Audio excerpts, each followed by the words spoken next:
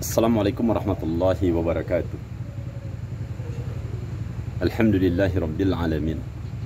Rabbi israh li sadri wa yassir li amri wahlul 'uqdatam min lisani yafqahu qawli.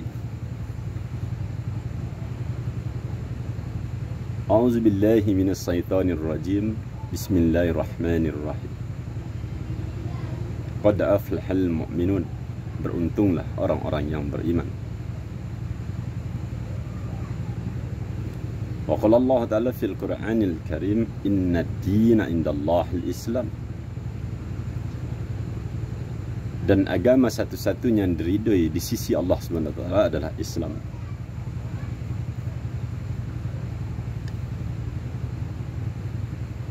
Sahabat-sahabatku, saudara-saudaraku yang tergabung di grup hijrah, dan mudah-mudahan kita semua umatnya baginda Rasulullah SAW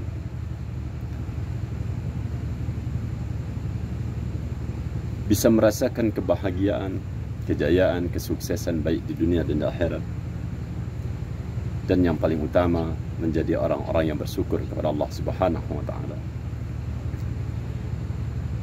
Qad aflahal mu'minun, inna ad-dina indallahil Islam. Allah Subhanahu wa taala berfirman, wa in ta'uddu ni'matallahi la tuhsuha. Kalau kita menghitung nikmat-nikmat Allah, tentu kita tidak dapat menghitung nikmat Allah Subhanahu wa taala. Seandainya, kata para ulama, semua daun-daun itu kita jadikan kertasnya untuk menghitung nikmat Allah, kemudian ranting-ranting itu menjadi fenanya, dan air laut dan air yang ada di sungai, air laut menjadi tintanya, dan aku tambah serupa dengan itu, kata Allah, tentu tidak dapat menghitung nikmat Allah Subhanahu wa taala. Allahu akbar. Sahabat-sahabatku yang dimuliakan oleh Allah Subhanahu wa taala, sebagian ulama, mufassir, ahli tafsir menafsirkan ayat ini agar kita bisa merasakan kebahagiaan di dunia dan di akhirat yang telah dicontohkan para ulama-ulama. Ada 3 nikmat yang utama, di antara nikmat-nikmat yang utama yang harus benar-benar kita jaga, kita pertahankan. Hati kita bahagia baik di dunia dan di akhirat. Tentu yang pertama kali adalah nikmatul iman wal Islam, nikmat iman dan nikmat Islam. Kemarin kita sudah membahas tentang nikmat iman. Alhamdulillahirabbil alamin. Jadi nikmat utama yang harus kita jaga adalah nikmat iman dan nikmat Islam. Karena apa? Karena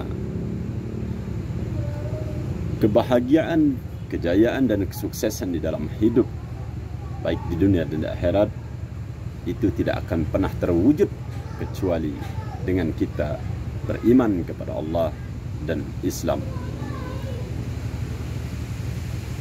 Sahabat-sahabatku yang dimuliakan oleh Allah Subhanahu wa taala,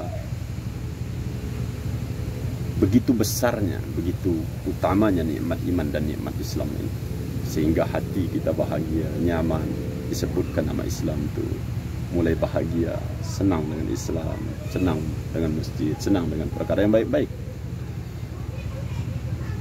Justru jangan hati kita menjadi sempit. Nah, ini mudah-mudahan apa yang saya sampaikan ini tentang nikmat Islam yang harus kita jaga. Kemarin sudah nikmat iman, sekarang nikmat Islam. Sahabat-sahabatku yang dimuliakan Allah Subhanahu wa taala, ini contoh.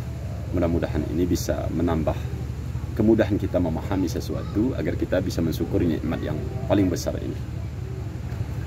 Dan hati kita bahagia, nyaman, selalu bersyukur kepada Allah. Sahabat-sahabatku yang dimuliakan Allah Subhanahu wa taala, ini contoh saja.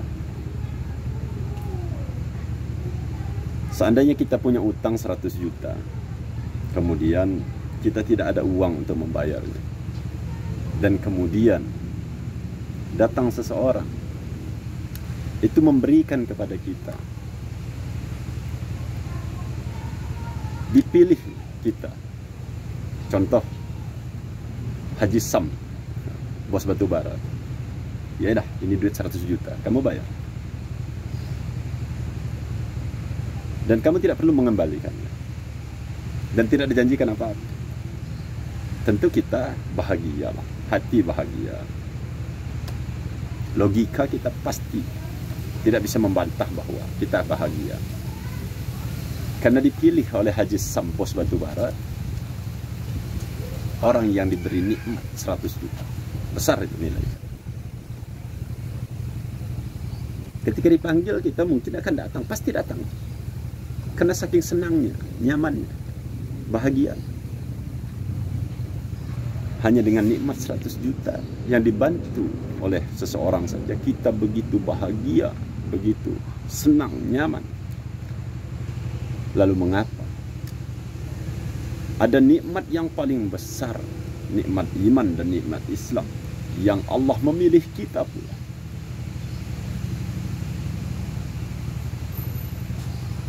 Karena Allah Subhanahu wa taala tidak meletakkan kebahagiaan kepada orang-orang yang berpangkat, tidak.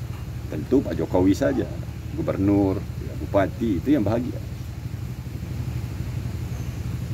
Tidak. Banyak contoh mereka tidak bahagia di dunia dan di akhirat. Dan tidak pula Allah letakkan pada harta. Banyak orang yang punya harta tapi nggak bahagia, keluarganya berantakan dan lain-lain.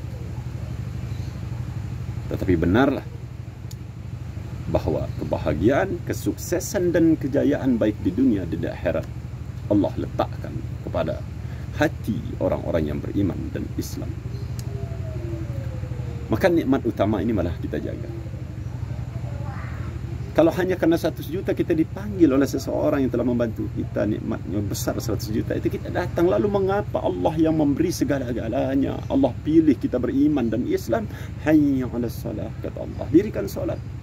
Hati kita justru tambah sempit, mengabaikannya, makin keras. Mudah-mudahan kita semua selalu dalam pertolongan Allah Subhanahu wa taala. Saya akan lanjutkan, mudah-mudahan ini bermanfaat. Tentu nasihat ini untuk pribadi, dan mudah-mudahan kita semua diperbaiki Allah Subhanahu wa taala, dalam lindungan Allah dan selalu dalam rahmat Allah Subhanahu wa taala. Kemarin sudah pada nikmat iman dan sekarang nikmat Islam. Dan mudah-mudahan apa yang akan saya sampaikan ini membuka logika kita dan hati kita.